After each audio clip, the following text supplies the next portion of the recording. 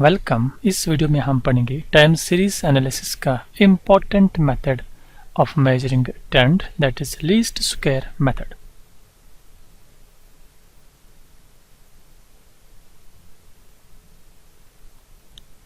One of the best ways of obtaining trend values is the method of least square। ये best method माना जाता है time series में।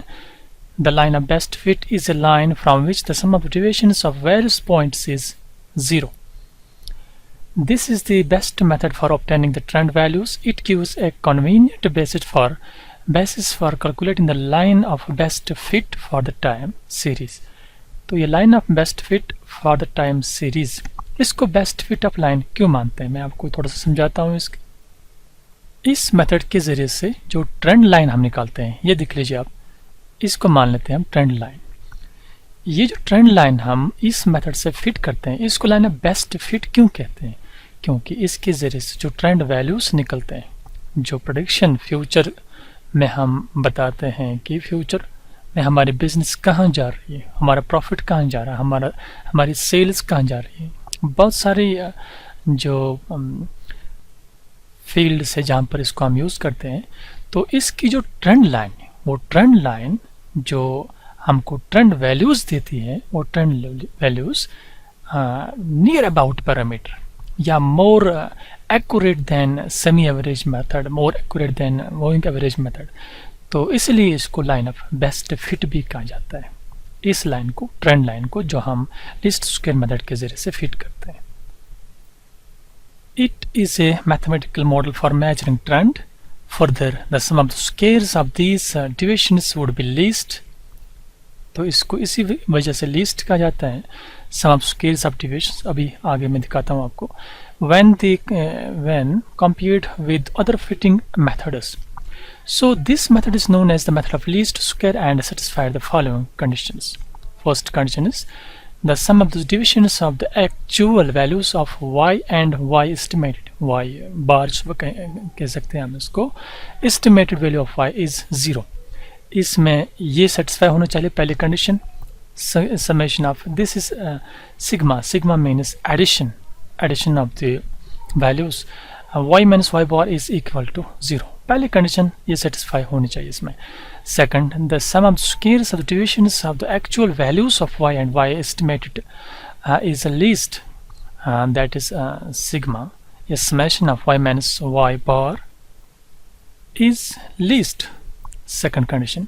And procedure क्या है इसका? The straight line trend is represented by the equation y is equal to a plus bx। ये straight line, इससे हम इसके ट्रेंड वैल्यूज भी निकालते हैं, जिसमें हमारे पास जो where y is the actual value, y is actual value and x is time, a and b are constants. The constants a and b are estimated by solving the following two normal equations. तो ये हमारी जो इसमें equation है जिससे हम trend values निकालते हैं। अब इस इक्वेशन में जो ये a एंड b दो कॉन्स्टेंट्स है, इनको कैसे हम निकालते हैं? इनको निकालने के लिए हम यूज़ करते हैं दो नॉर्मल इक्वेशंस। ये सिग्मा y या summation of y is equal to na plus b sigma x, sigma x y is equal to a sigma x plus b sigma x square. ये समेशन निकालते हैं हम values. तो जब हम example करेंगे उस टाइम आपको ये ईजिली समझ आएगा। यहाँ पर आप इसको याद रखिए।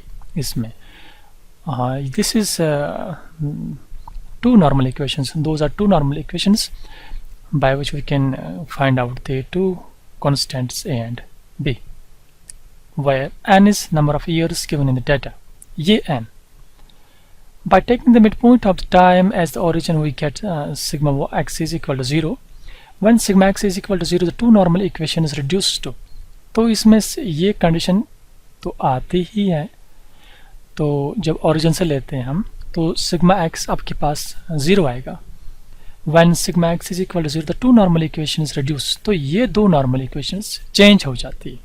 ये देख लीजिए आप, यहाँ पर sigma y is equal to na plus b sigma x। जब इस सिग्मा x यहाँ पर 0 के बराबर आएगा तो आपके पास b इंटू दिस 0, यहाँ ये 0, एंड जब इसको सॉल्व करेंगे sigma y is equal to na b into 0 is 0, और a is equal to sigma y by n। a यहाँ पर रखिए sigma y divide by this n।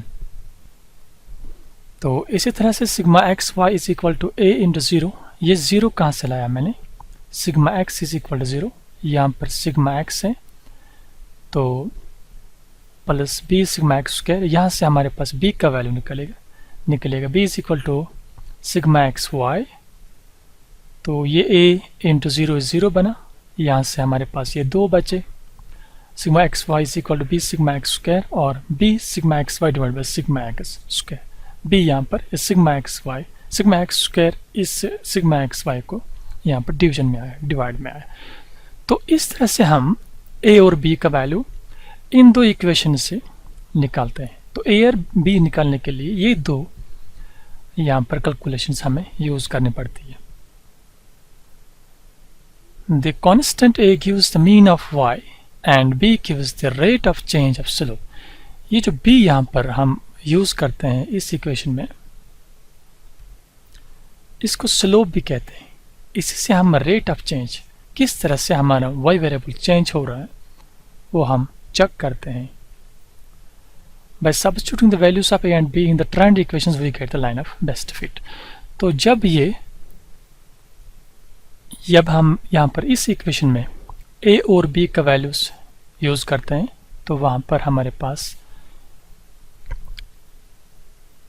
Trend values निकल आते हैं। ये जो x है, ये x इसमें टाइम है कि टाइम के हिसाब से जितना भी टाइम गेप है, किस हिसाब से rate of change of time क्या है, उसी हिसाब से हमारे पास जितने भी वैल्यूज आएंगे वो सब ट्रेंड वैल्यूज कहलाते हैं। तो ट्रेंड वैल्यूज निकालने के लिए ये टाइम, इसको हम यूज करते हैं। तो 1 बाय 1 हम ट्रेंड वैल्यूज निकालते हैं। अब जो यहाँ पर 1940 तक डेटा हमारे पास है, तो ये x पूरा कहलाता है टाइम और ये वेरिएबल y। तो 1950 का नहीं है, 1960 का भी नहीं है, तो ये मिसिंग है। जो मिसिंग वैल्यूज हैं हम निकाल सकते हैं किसी भी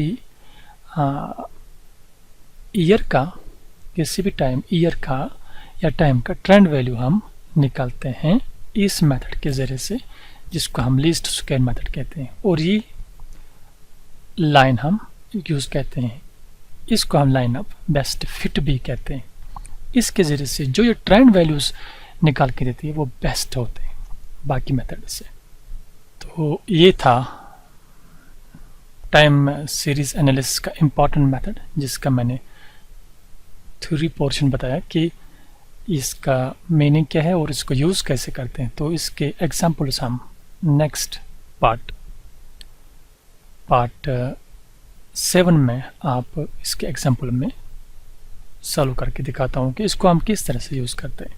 तो अगर आपने अभी ये चैनल सब्सक्राइब नहीं किया, इसको ज़रूर सब्सक्राइब करिएगा और इस वीडियो को लाइक भी करिएगा।